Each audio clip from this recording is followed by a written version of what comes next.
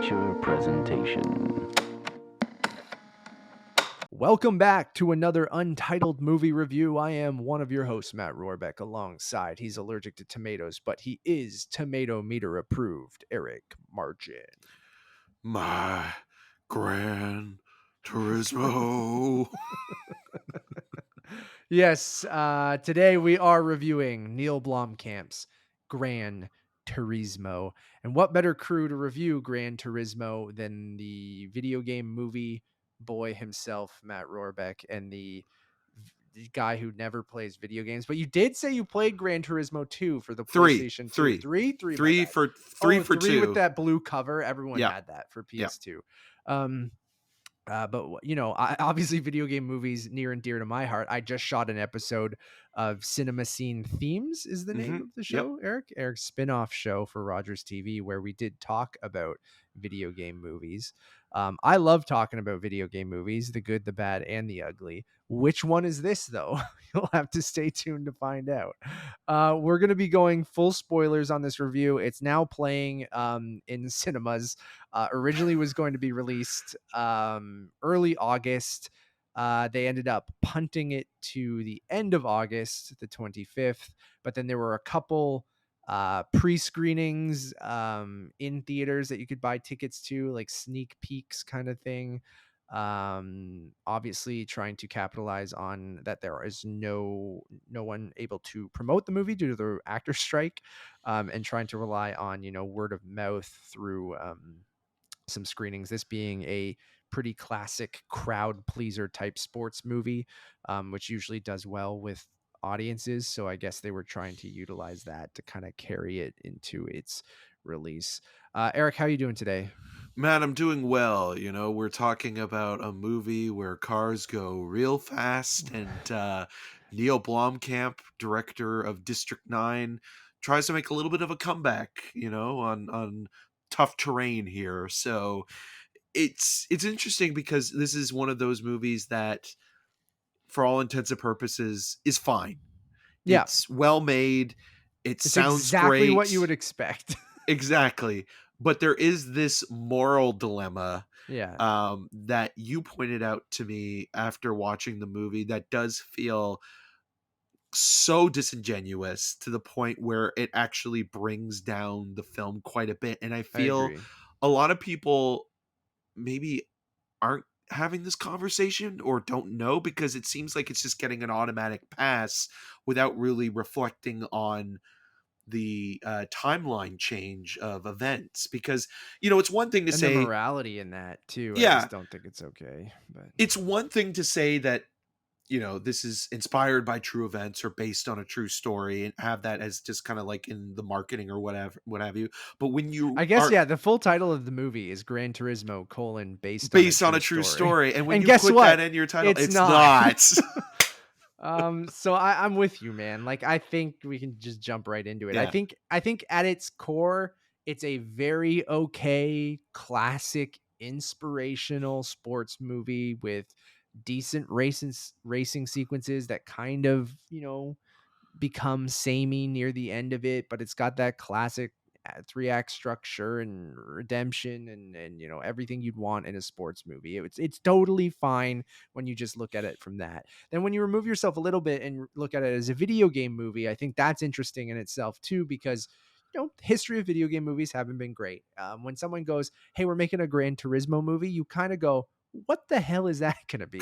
Because Gran Turismo, a racing simulator, it's not really it's a video game, but it's a racing game, but it is very realistic in the way that you tune your car and how the cars feel.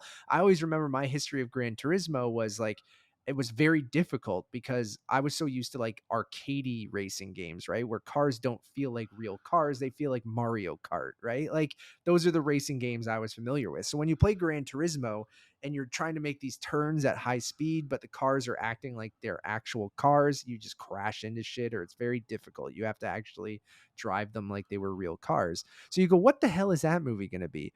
And then you go, oh, it's going to be based on this kid who, you know, became his name is Jan Mardenborough, right? Yep. And he actually became a professional race car driver after playing Gran Turismo and like winning. Siri, I'm not. Thank you. I'm good. Um, and then he becomes a real race car driver from playing Gran Turismo. And you're like, oh, that's actually really cool. I didn't know much about this. I don't watch racing. My dad does. My dad's a big racing fan. So he might have known about this story a little bit. Like I know my dad watches Le Mans and he watches NASCAR and F1 and all that kind of stuff. But you go, okay, that's an interesting concept for a video game adaptation, if you want to call it that. And you're like, that's really kind of a cool idea. And then you see the movie and you're like, okay, it's a sports movie. That's fine. It's, I kind of, even at its basic level of being just a sports movie, I kind of have seen this movie 100 times. So like, it's just by the end of it, I was ready for it to end. And then when you start to go, oh, that's okay. You read about this guy and his history, and then you find out, okay, the events of the movie, which many true stories do, didn't happen like they're portrayed in the movie. And you're like, okay, that's fine. You take some artistic liberties. You really have to make an engaging, movie or something. But then when you find out that the crash in the movie, there's a pivotal sequence where he launches his car, it flies into the crowd, and he kills a spectator On a um, German racetrack. yeah, during one of his races. And this is early in his career where he's not quite like, or he just became a professional driver. He's gotten and his he's like, license by now. yeah, His and he's his trying F1 to earn license. his way to, becoming part of the circuit. But he kills this person, and they go, well, you're not, there's a petition. We don't want you. We don't want sim drivers to be real drivers, because you're dangerous and you killed someone. And then it's his like motivation and inspiration for him to come back and win Le Mans or come in third place so he can earn his license, and they'll drop the suit or whatever against him to prove that they're like real race car drivers. And you're like, okay. And then you read that didn't happen that way, Because where he won the 24 hours of Le Mans came in third. before. Yeah. Yeah, so he came in third place before the accident Which in happened 2 Germany. years after. So Yes. they take something which is a very real thing that happened where he really did kill a person, which again, an accident, I understand. Like I And he's get very that. mournful And I'm sure in and real guilt life it's the ridden. exact same way it happens. But to take that and then make it like fodder and inspiration for him in the movie to go to Le Mans and things like that, and that's not actually what happened. It's not like it's something that only happened to him. It happened to this real person. So you start to think about the family. And if you go, oh, you took this very real death of a person in our lives and then used it as a motivation in this movie, especially in a way that it didn't actually happen, it feels a little gross. So then that's where it kind of takes the movie down, where, yeah, is it a totally fine sports movie that, if you like these types of movies, or, I think most audiences do, will you enjoy it? Probably. But then I think you can't take away some of that stuff of looking and going, that's not super great, and that actually hurts the movie. And I think that's fair to say. Yeah, it's not guilt-free at that point when it comes to you as a viewer, if you know that, or even after the fact, if you're doing just even the most basic of research and learning about the timeline, it kind of feels like this cheat, and it's a moral conflict for the character, and you get it from the aspect of a screenwriting perspective of, okay, well, we need to end at a big moment, a big hurrah kind of thing. But when it involves an actual fatality in somebody's life, that they never mention the person's name, they never Yeah. mention the bystander's name. And also they're even kind of setting it up in the movie, because throughout the film, Archie Madekwe, who plays Ian, always seems to be very much concerned about other people, Yeah. whether it be some pompous driver who thinks he's better than Archie, and the Jan, the character that he's playing, or just even in simple situations, he's always like, oh, is this person okay? Or is like, you could have gotten yourself killed or gotten us killed. Like, they're always kind of prompting him as to be If like you die in the game, you die in real life. yeah, to kind of be considerate of other people, which is cool. I appreciate that.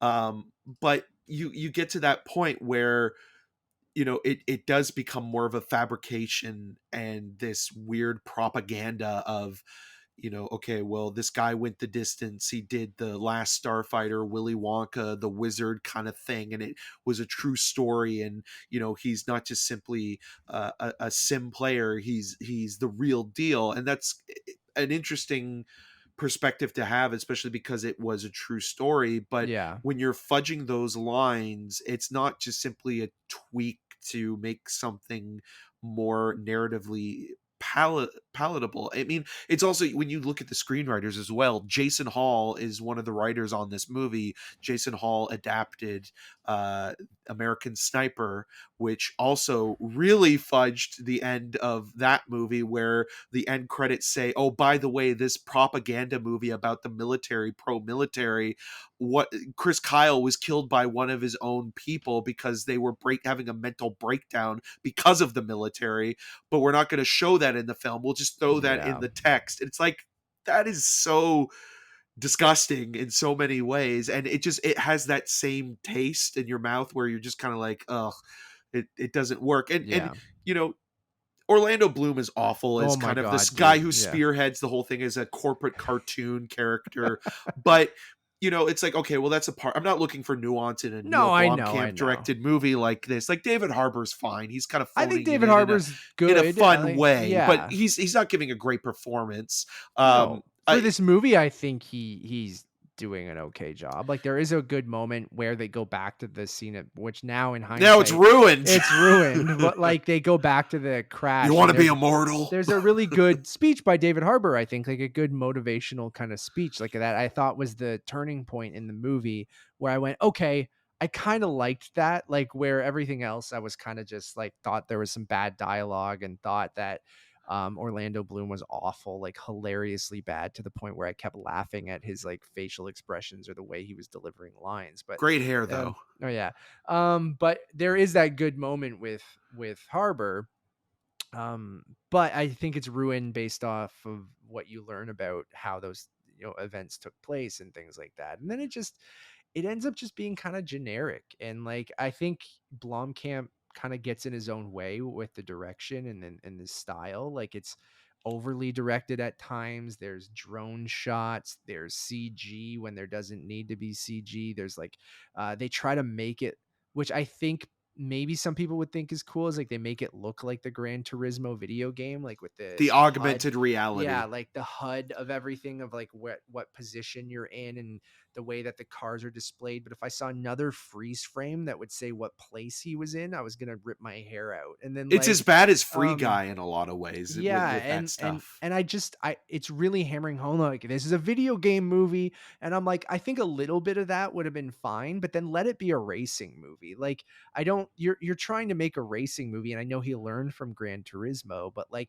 adding in all that stuff and like even that one really awful sequence when he's driving at the end where it like removes the car and then rebuilds him back in his bedroom on Gran Turismo and that his dad is there and stuff like that.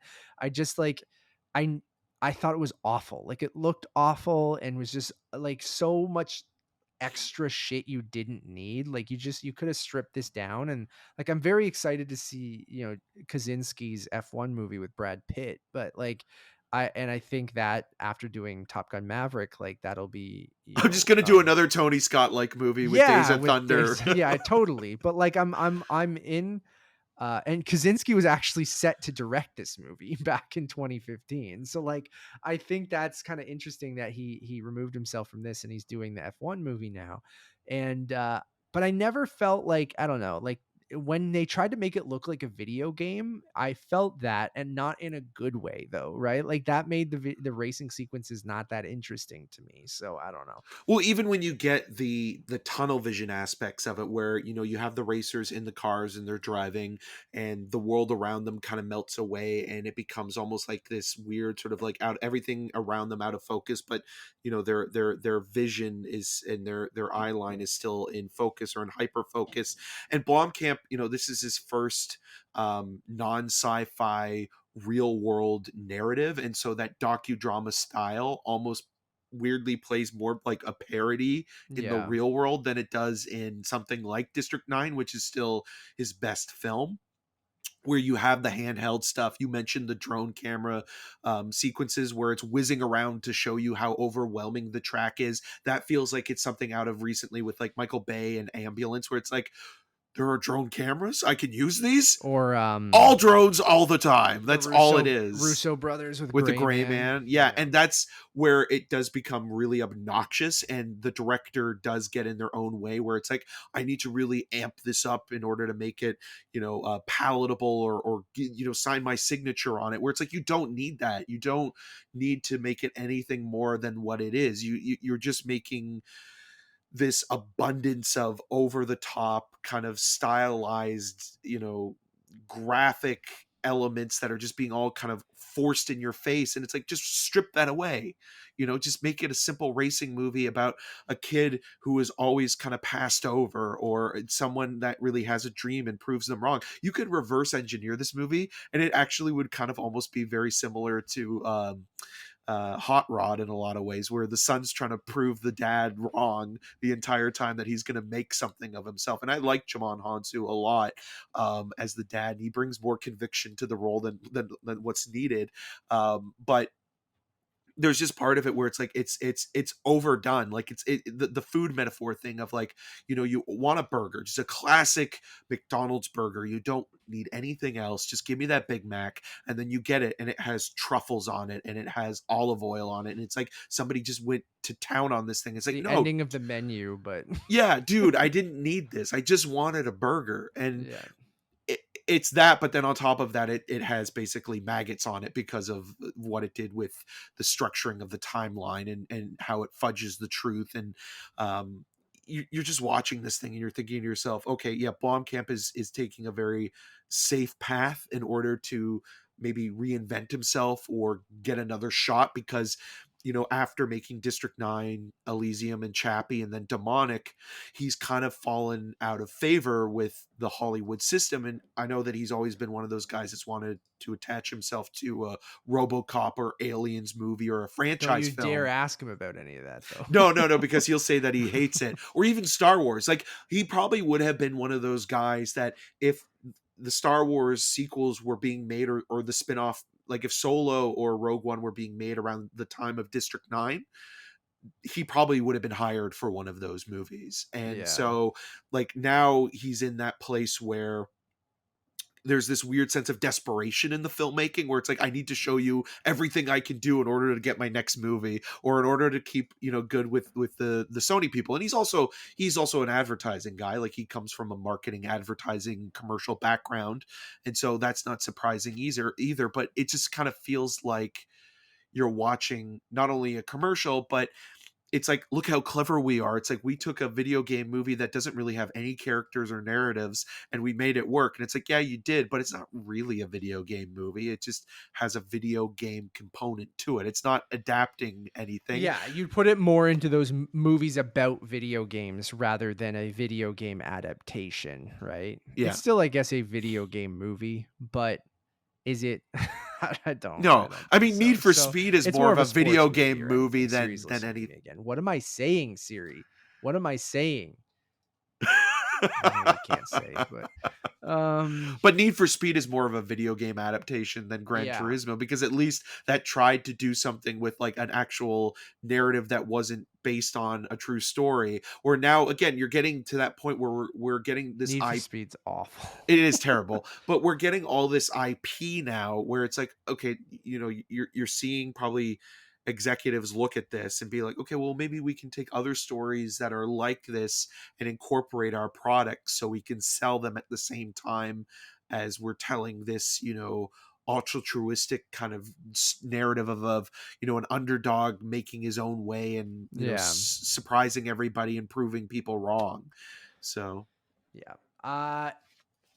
it's totally okay, but then I think you got to look at some of the real world stuff, especially when they keep hammering home based on a true True story story. loosely. And I mean, all of these But things then it did should have happen said to him. it should say Yeah. loosely based on a true story. Or it is, I guess they think it is very much based on a true story, but I always think that stuff, like if you're going to do a true story, tell the true story. Like that's why people are out here, is you're advertising it as a true story. Well, then it's not a true story anymore if you're rearranging pivotal moments of not only his life, but other people's lives, and just making it to make a better or more generic sports movie.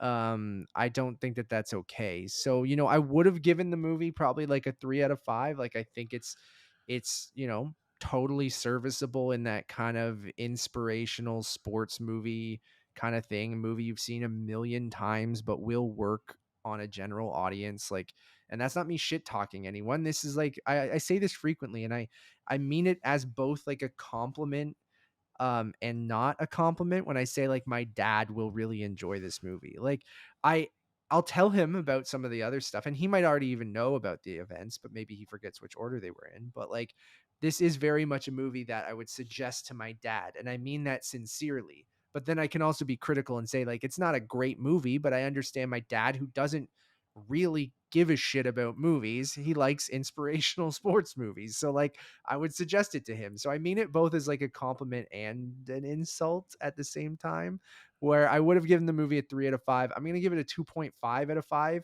Um, because I really, I think it bumps it down from being it's fine, it's enjoyable or whatever, to like a no, it's not good because of rearranging elements in his life and the over direction from Blomkamp and the bad dialogue and stuff like that. So I it's very close to being passable, but with all of that stuff, I'm just going to give the movie a 2.5 out of 5. Yeah, I feel pretty much the same way. And even again, just some of the narrative choices, you can forgive a movie in terms of shorthand when it comes to like, oh, why David Harbour's character left his sort of, cushy job because the people didn't respect racing or didn't take his advice. It's like, okay, well, it's probably a little bit more complicated than that. Or, hearing that Jan listens to Kenny G or Enya before racing. It's Yeah. like, okay, that's kind of a cool tidbit, but you don't need to like, beat me over the head with it in order to tell me that. It reminds me a little bit of like, a much better movie, but like Zodiac, where you find out that the Mark Ruffalo cop likes eating animal crackers. It doesn't necessarily mean that he eats animal crackers every time he goes on doing an investigation or something like that. It's just like, okay, well, how can we give this person more traits or personality? No one wants a Sony Walkman MP3 player. Exactly. Even that is like, it's like you get it because it's a Sony made movie, but at the same time, it's He'd like buy he's him in an Japan. iPod, or at this point, Yeah.